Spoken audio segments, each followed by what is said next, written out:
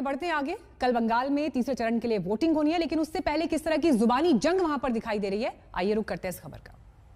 जय श्री राम, जय जय श्री राम।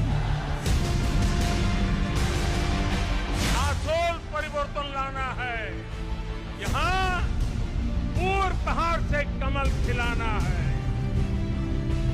এই খেলা থেকেই বিজেপিকে ঠিক করতে হবে আগামী দিন দেশে থাকবে কি থাকবে না। বাংলায় একটা খেলায় যদি ওদের হারিয়ে দেন জানবেন এই দেশ থেকে বিজেপি বিদায় নেবে। আর নয় অন্যায়, আর নয় অন্যায়, আমরা আসল পরিবর্তন চাই।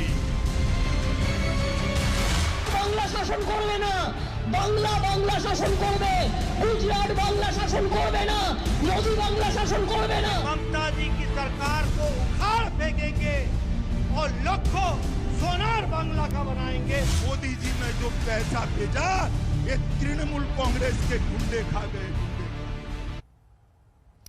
बंगाल में चुनावी जोश इतना हाई है कि नेताओं की जुबान काबू से बाहर होती जा रही है। इसकी झलक आपने देखी भी, लेकिन कल एक रैली के दौरान प्रधानमंत्री मोदी के लिए ममता की भाषा पर सवाल उठ रहे हैं। हालांकि ममता बनर्जी की पार्टी खुद प्रधानमंत्री की भाषा पर इससे पहले आपत्ति जता चुकी है।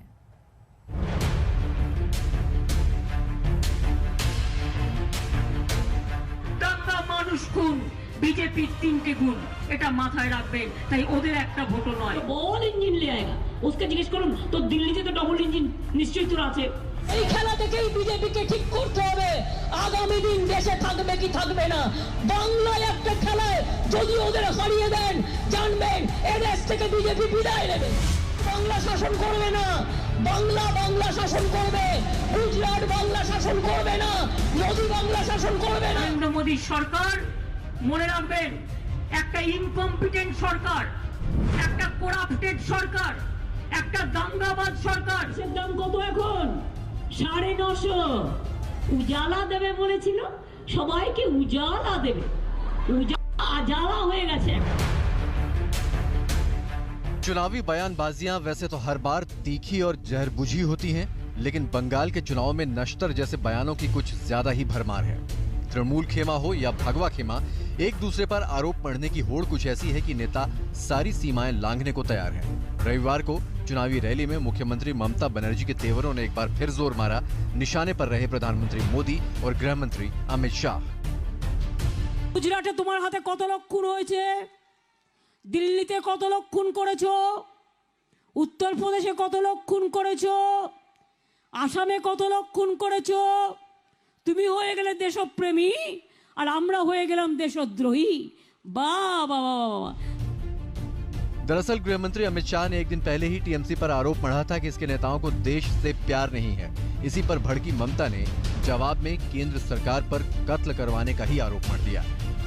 कल के বক্তৃতা দিয়ে বলছে স্বরাষ্ট্রমন্ত্রী নাকি তৃণমূল কংগ্রেস দেশপ্রেমী নয়, তুমি হরিদাস তুমি দেশপ্রেমী। কত লোককে খুন করে দেশপ্রেমী হয়েছো ভাই? ऐसा नहीं है कि मर्यादा सिर्फ एक तरफ से ताक पर रखी जा रही है। बीजेपी भी इस खेल में कोई मौका नहीं छोड़ रही है। आसनसोल की चुनावी जंग में बीजेपी उम्मीदवार अग्निमित्र पॉल ने अपनी विरोधी टीएमसी उम्मीदवार सयोनी घोष के लिए बेहद आपत्तिजनक भाषा का इस्तेमाल किया। সিরিয়াসলি তিনি তো রাজনীতি জানেন না, তিনি এতদিন সিনেমা করে এসেছেন। এরপরে 2রা মে রেজাল্ট বেরোনোর পর উনি হয়তো দোকান খুলবেন বা আমি জানি না অন্য কোনো প্রফেশনে হয়তো যাবেন বা সিনেমাটাই করবেন। আমি না ওনার লেভেলে নামতে পারবো না, এবং উনি যেই কথাগুলো বলছেন এটাতে ওনার পরিচয়, ওনার বংশ পরিচয়, উনি কিভাবে বড় হয়েছেন সেটা প্রকাশ পাচ্ছে।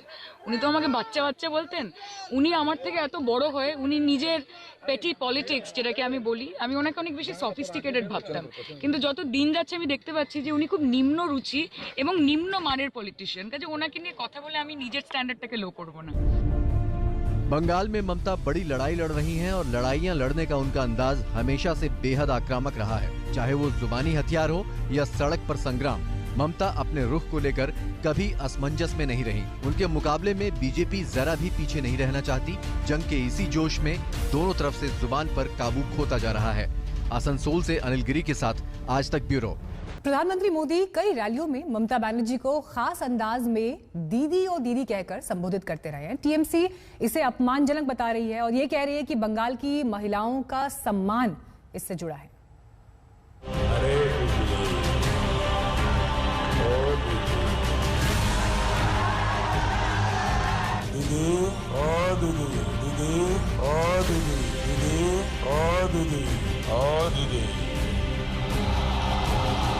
प्रधानमंत्री के दीदी बोलने का ये स्टाइल टीएमसी को बिल्कुल रास नहीं आया।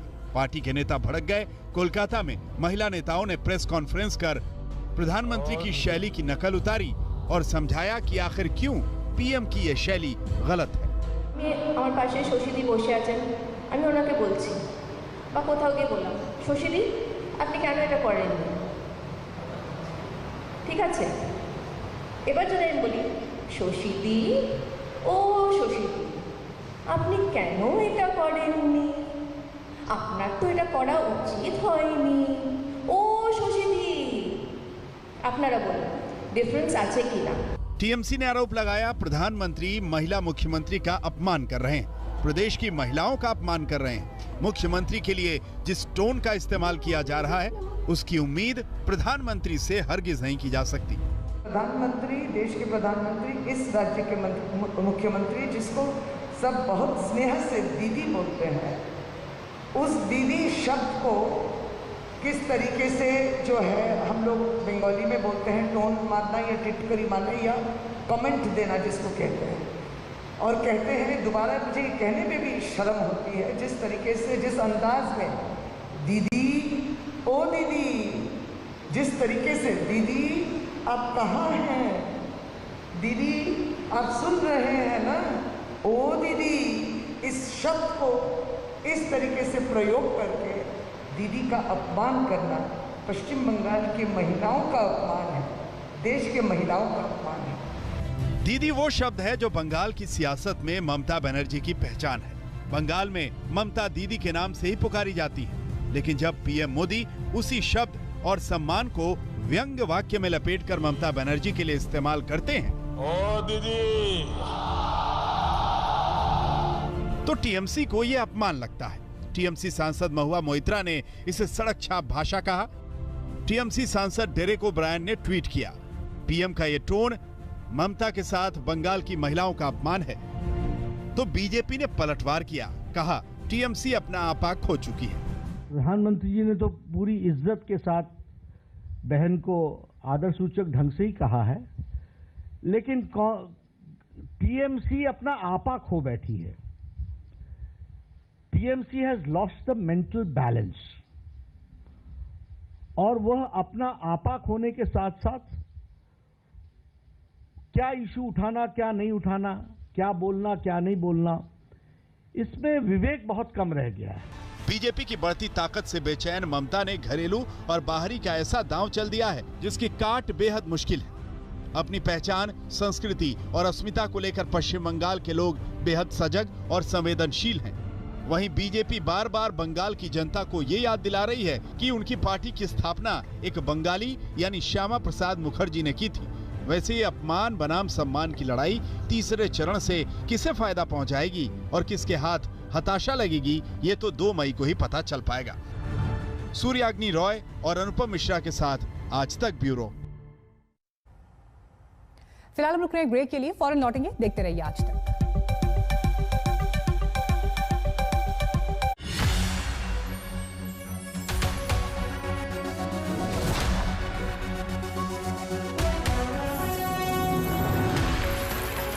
नमस्कार, मैं हूं अंजना ओम कश्यप। हमें उम्मीद है ये वीडियो आपको पसंद आया होगा।